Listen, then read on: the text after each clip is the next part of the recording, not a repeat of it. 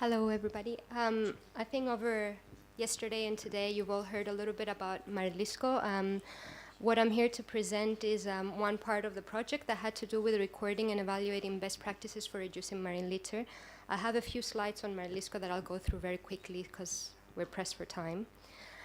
Basically, MARLISCO, like you've heard, is an FP7 funded project that started in May 2012. It has a duration of 3 years, so it will be concluding next year, in a year exactly. We have 20 partners from 15 European countries, and you can see on the map here where these partners are located. And we have partners in each of the 4 regional seas. There are 4 main aims of the project: to increase awareness about what our the effects of our behavior on marine litter, to promote co-responsibility between the different stakeholders and actors, to define a more sustainable collective vision on the issue of marine litter, and to facilitate concerted actions. There's so many activities that are taking place over the project in order to address these aims. We saw the animation that was developed for the national fora that are taking place in 12 different countries, the exhibition on marine litter that we saw today and yesterday, games, documentaries. I'm just going to skip through the rest and just focus on the part that has to do with the best practices. So the aim here was to identify practices that are taking place around Europe and that could reduce marine litter, to evaluate them and identify the ones that have the greatest potential for reducing marine litter in Europe, and to analyze them to identify certain trends, and to prepare a guide for key stakeholders. I'm just going to focus on points 1 and 2 for today's presentation. So we knew we wanted to identify some best practices, but we wanted to do it in a way that would allow us to categorize them according to certain criteria, and to also compare between the practices that would be submitted. So in order to do that, we developed a template, and we shared it with MARLISCO's partners and asked them to submit practices from their country or from their regional sea or any other interesting practices that they were aware of. And the practices were split in according to their theme, whether they were implemented for awareness-raising purposes or for prevention or for mitigation mainly, what type of initiative they were, whether they were in response to policy or regulation, either European or national, if they were an economic or market-based instrument, for example, and according to their scale of implementation, whether they were just implemented in a little town or across the nation, etc. We recorded 72 best practices that are available on MARLISCO's portal. It's www.marlisco.eu. And we created an interactive map where the user can just hover over each of those little icons that you see, and they get some basic information about the best practices. They can click through and get more information. And there's also sort of a search function where you can find different types of practices based on the criteria that interest you. So once we identified the practices, we wanted to evaluate them because, like I said, one of the goals was to identify those practices that had the greatest potential for reducing marine litter. And it was decided that we would do this based on 4 criteria. One was the impact of the best practices. What was their potential in reducing marine litter? Their sustainability across the 3 axes of sustainability, their replication potential, because there are obviously regional and national differences, so we wanted to identify practices that could be replicated across Europe, and whether they had any data available that would actually allow us to go and evaluate them on impacts 1, 2, and 3. In order to carry out the evaluation, we used a methodology that was developed by ISOTECH Ltd, the company that I work for. And it's a method that works on comparing pairs. So for each of the criteria, we created matrices like the one where you see on the right-hand side of the screen, where basically best practices were compared against each other and scored. And the scoring scale that we used appears in this table here. It's a 7-point scale that allows us to sort of give certain marks to the best practices according to how better or worse we consider each to be compared to the other. What's interesting to note is that this evaluation took place by a group of stakeholders that were identified based on their knowledge on marine litter. So we had representatives from the scientific community, we had representatives from government departments that deal primarily with marine litter, like port authorities. We have representatives from NGOs and municipalities as well, and the tourism industry. So just on this slide, I'm just going to try to explain a little bit more about how the evaluation took place. Basically, after we went through all the criteria, and we did this in regional Cs to make our job a little bit easier, we were able to see the preference of the panel, of the evaluation panel, for each of the best practices. So in the schematic that you see, sort of the donut shape, you can see which was the preferred best practice in the group that we were evaluating.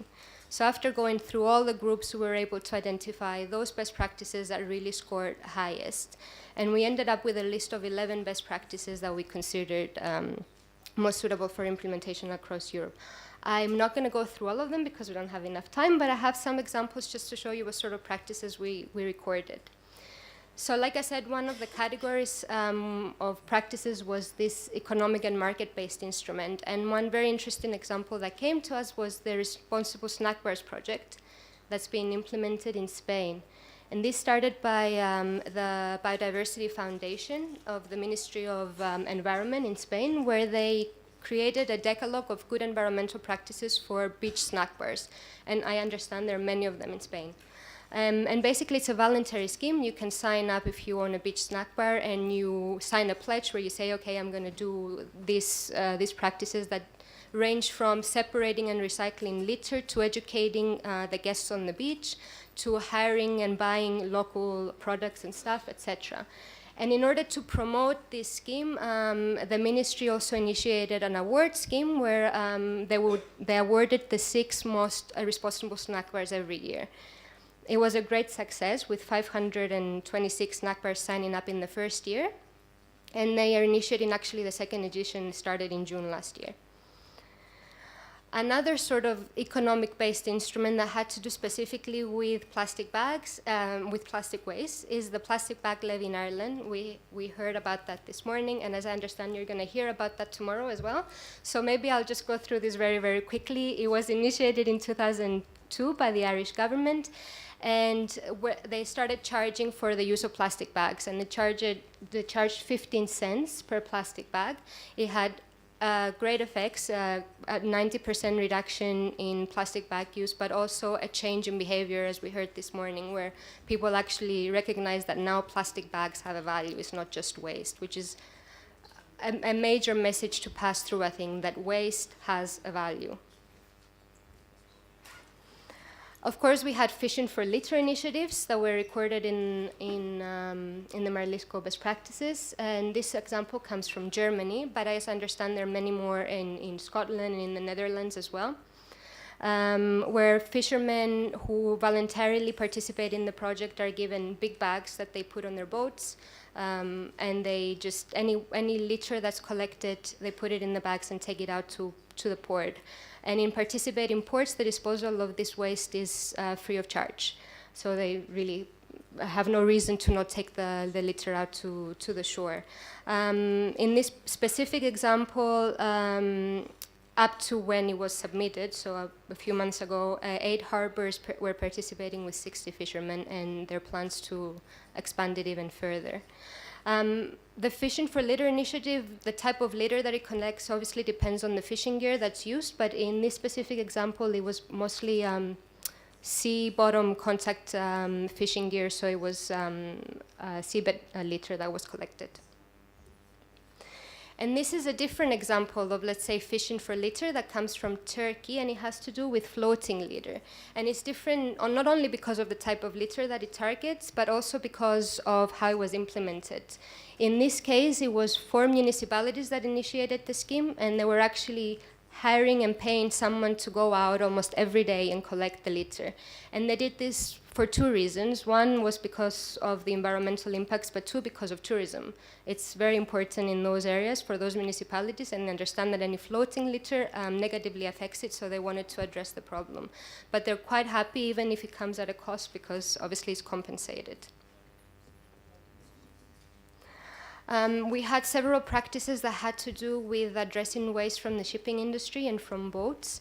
This specific example comes from Cyprus, but similar schemes are being implemented around Europe, where basically the ports charge any boat that enters into port for disposing of its waste, regardless of whether or not they have any waste to dispose of. And that gives an incentive, or rather a disincentive, for illegally disposing of your waste at sea. In Cyprus, we have 3 main ports, and in these ports, within a year, something like 15,000 cubic meters of waste is collected. And they try to sort of identify the waste streams of the waste streams as well, and they identified that almost 90% is from the kitchens of the boats and from the bars.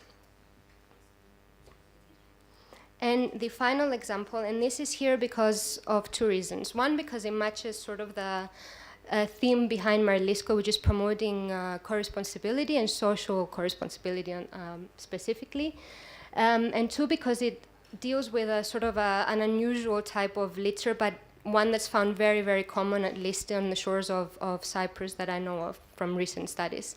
And in this specific example that was initiated by the Faculty of Dentistry of Ege University and the Spinal Cord Paralytics Association in Turkey, people were asked to collect the plastic cups, the blue cups from plastic bottles, and just send them to the coordinators, so these 2 associations, and they would then sell them and buy wheelchairs for people who cannot afford them.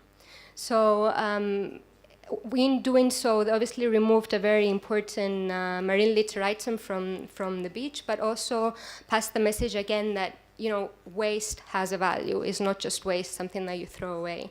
And up to date, more than 2,000 wheelchairs were bought at basically no cost to the initiators. So it's very impressive. There are many, many more practices that are in the Marlisco portal, and I urge you to go and have a look at them, and also on the Berlin toolbox that was mentioned earlier as well.